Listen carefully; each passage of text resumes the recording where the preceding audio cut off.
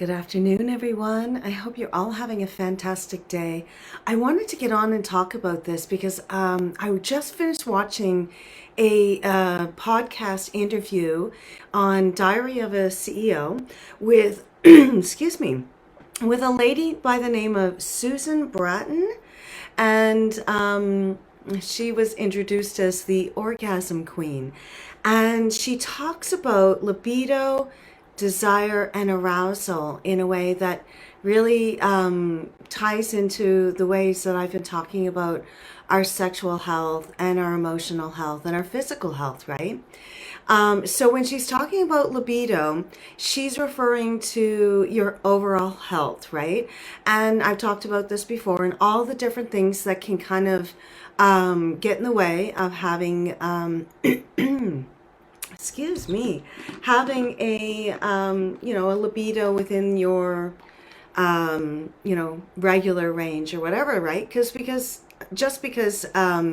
we know that hormones affect our libido. We know that various illnesses and different physical challenges can come into play, right? So if someone is ill, either physically or mentally, emotionally, it's going to affect one's libido. Just one sec. But then when we're talking about desire, that has more to do with how we feel about ourselves.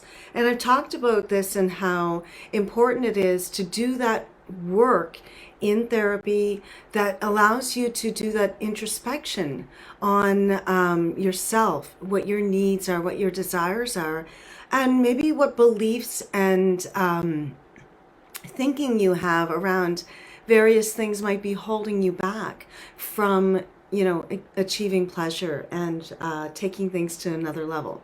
And then of course there's arousal, and she actually referred to Jaya's blueprints in that interview that she was doing, and also kind of alluded to what Emily Morse talks about as far as some people are like frying pans and they're good to go and they're ready, and it doesn't take much for them to quickly become aroused, whereas other people are more like slow cookers, and so they're going to take a little bit more warming up.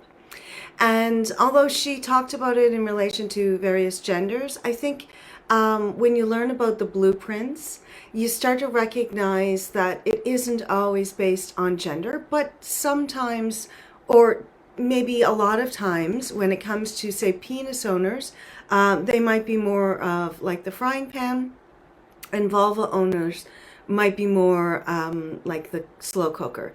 But again, once you kind of discover the blueprints and start working within that framework, maybe you discover that the person you thought was a slow cooker actually wasn't, and was able to become very quickly aroused when their blueprint needs were met, right? So you never know. So I really found it helpful. The whole interview made me think, like, how have I never heard of this woman before? So I highly recommend you go check it out. And I'm about to do like a deep dive into a lot of her work because I think she just has a lot of really amazing knowledge to share. And so they covered a broad range of topics in the interview.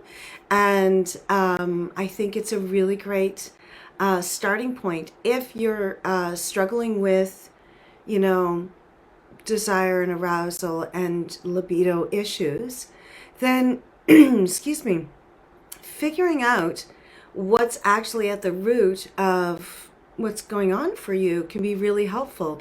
And so and sometimes it's a combination of things, right? So sometimes if we're in ill health, whether that's mental or physical, it spills over into different areas of our lives. It's hard to feel really good about oneself when you're struggling emotionally or physically. It can really do a number on your self-esteem, right? So addressing the physical stuff while also addressing how it's made you feel about yourself could be, really helpful to approach as, a combined thing. And of course, then, once you sort of get a handle on those things or start to feel more connected to your body and find ways around whatever issues, around it, through it, over it, whatever you need to do, integrating it into your reality can help you go forward in building arousal again, right? But it's going to take a lot of work in a lot of cases. But I think it's just so exciting when I come across new resources that I can share, that talk about a lot of the same things that I talk about, but bring so much more education, like the educational piece to it, because I don't feel like that's my job, right? That's not my area of expertise.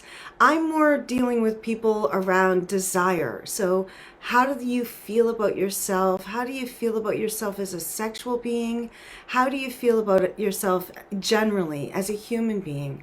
And the more we're able to practice a deep, abiding self love, the more likely we are to get our needs met and have our desires fulfilled, right? So I can help with that.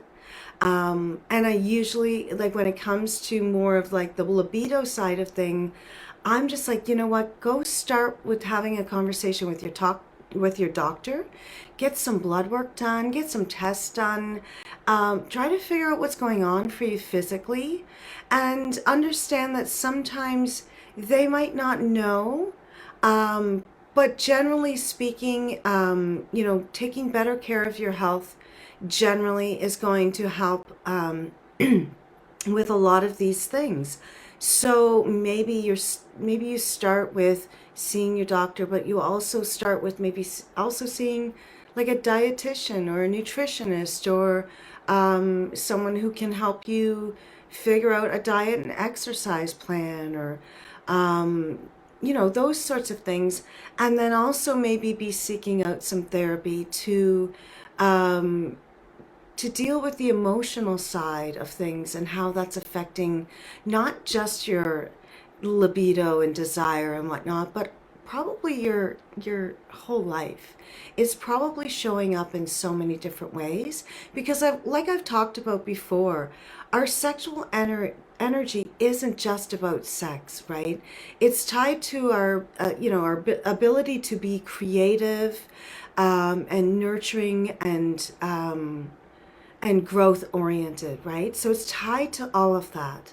So, when we start to approach it as a multi-pronged sort of approach, we're more likely to have, successful, healthy outcomes from that. So if you're not sure where to start, maybe start with booking an appointment with your doctor. Rule out any sort of medical reasons. Maybe you might be on prescriptions for other things that are affecting your libido. It could be hormonal. It could be related to circulation and blood flow and all those sorts of things. So seeing your doctor is a great first step. And then consider, reaching out to someone like myself who works with people to figure out what the emotional piece it might be that's contributing or being affected by this change or loss of libido in your life. And, I'm going to keep beating the drum about how important our sexual health is to our overall health, because I really think that it's important that regardless of what's going on in your relationship, if you're in a romantic relationship or not, regardless of where you are relationship status wise, your sexual health is vitally important to your overall health. And I really love the messaging that Susan Bratton had in this interview with Diary of a CEO, where they really get into a lot of amazing topics. But what she was really stressing is that we are all capable of pleasure. And so we just often need to figure out a way, or figure out what barriers are in the way, and then, maybe get some help around figuring out what to do with those barriers, right? And that's the kind of work that I can help my clients with. Not that I'm going to tell them what to do with the barrier or what the barrier is, but help them discover that for themselves so that they can resource themselves and know that however they overcome it is authentic and true for them, and so it's the right solution. It's not a solution that I'm suggesting, but something that they come up with themselves. So if I can help you in that way, please feel free to reach out. You can private message me anytime. Send me an email, Steph suggestion, the number 4, you@gmail.com. Check out all of my stuff, follow me, like me, all that good stuff, and find me on different platforms, because I'm on all of them, I think. At least the ones that count, right? So thank you for joining me. I hope you have a great rest of your day. Take care of yourselves. Namaste.